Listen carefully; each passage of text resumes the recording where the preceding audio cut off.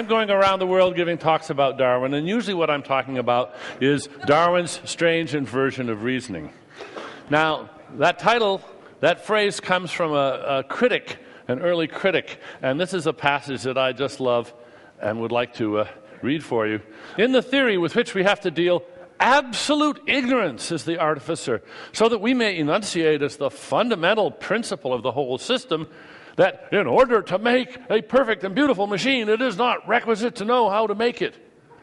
This proposition will be found, on careful examination, to express in condensed form the essential purport of the theory, and to express in a few words all Mr. Darwin's meaning, who, by a strange inversion of reasoning, seems to think absolute ignorance fully qualified to take the place of absolute wisdom in the achievements of creative skill. Exactly. Exactly. And it is a strange inversion. A creationist pamphlet has this wonderful page in it. Test 2. Do you know of any building that didn't have a builder? Yes, no. Do you know of any painting that didn't have a painter? Yes, no. Do you know of any car that didn't have a maker? Yes, no. If you answered yes for any of the above, give details. Aha! I mean, it really is a strange inversion of reasoning. You would have thought it stands to reason that that design requires an intelligent designer. But Darwin shows that it's just false. Today, though, I'm going to talk about Darwin's other strange inversion, which is equally puzzling at first, but in some ways just as important. It stands to reason that we love chocolate cake because it is sweet. Guys go for girls like this because they are sexy. We adore babies because they're so cute. And of course, we are amused by jokes because they are funny. This is all backwards. It is. And Darwin shows us why. Let's start with sweet. Our sweet tooth is basically an evolved sugar detector, because sugar is high energy, and it's just been wired up to the preferrer, to put it very crudely. And that's why we like sugar. Honey is sweet because we like it, not we like it because honey is sweet.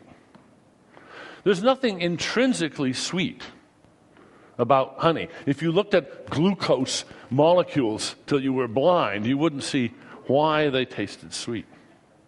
You have to look in our brains to understand why they're sweet. So if you think first there was sweetness and then we evolved to like sweetness, you've got it backwards. That's just wrong. It's the other way around. Sweetness was born with the wiring, which evolved.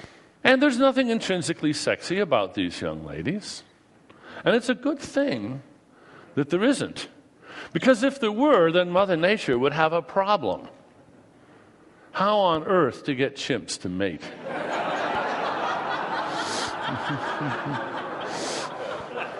Now you might think, there's a solution. Hallucination. That would be one way of doing it, but there's a quicker way. Just wire the chimps up to love that look. And apparently they do. That's all there is to it. Over 6 million years, we and the chimps evolved our different ways. We became bald-bodied, oddly enough, for one reason or another. They didn't. If we hadn't, then probably this would be the height of sexiness.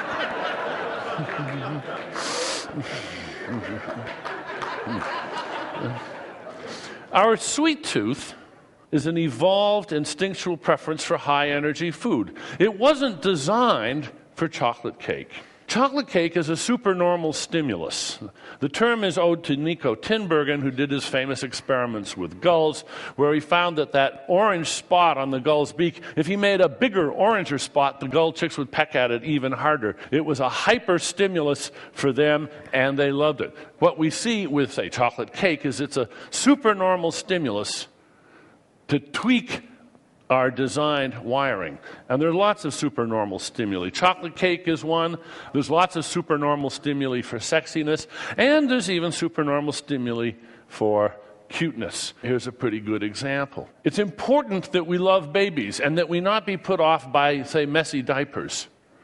So babies have to attract our affection and our nurturing, and they do. And by the way, a recent study shows that mothers prefer the smell of the dirty diapers of their own baby.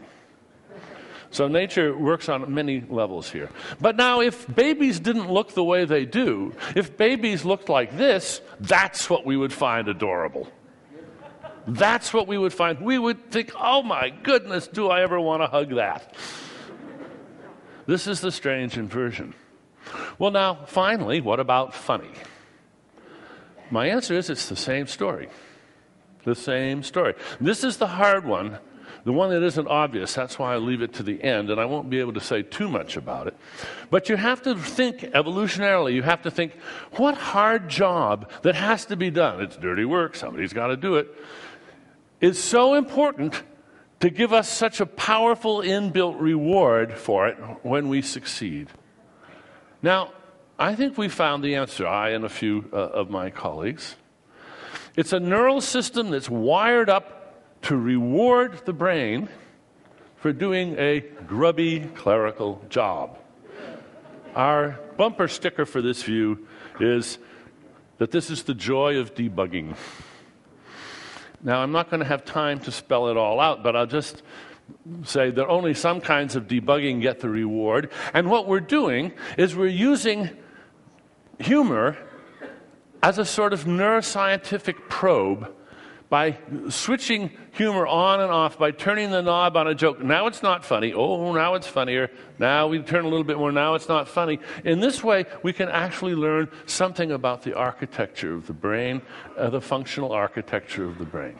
Matthew Hurley is the first author of this. We call it the Hurley model. He's a computer scientist. Reginald Adams is a psychologist, and there I am. And we're putting this together into a book. Thank you very much.